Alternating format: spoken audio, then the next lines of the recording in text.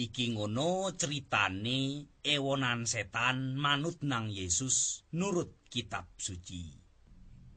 Sakmarine nyabrang ranu, Yesus katik murid-muride jebul ning daratan. Bareng jebul ning daratan, Yesus campuh karo wong sing klebon setan.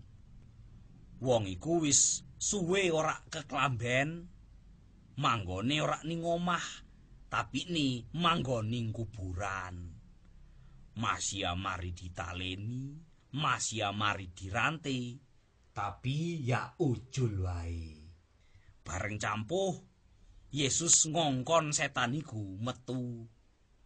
Terus setan sing ana ning jerone guneman. Yesus anake pangeran sing Maha Agung, aja nyiksa reang. Mari ngono Yesus takon, "Sapa jenenge sira?" Setan-setan iku jawab, "Reang ewonan setan."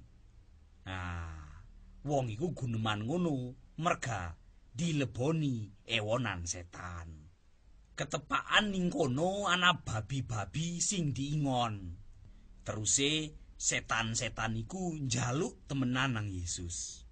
Reang ajuk dileboken ning neraka. Reang njaluk mlebu nang babi-babi ika. Teruse Yesus nyiyani. Mari ngono setan-setan iku metu teka wong iku terus mlebu nang babi-babi ika. Mara-mara babi-babi iku pada mlayu mudhun nang curah, nyemplung nang ranu terus mati klelep.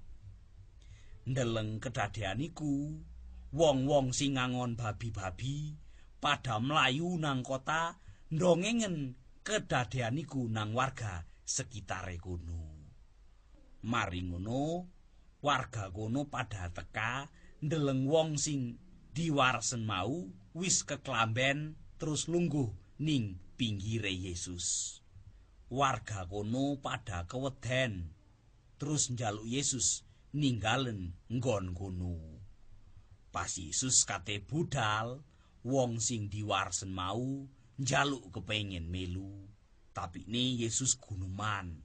Sira ajuk melu, angur critakna kedadean iki nang sakabeh warga sekitare kene.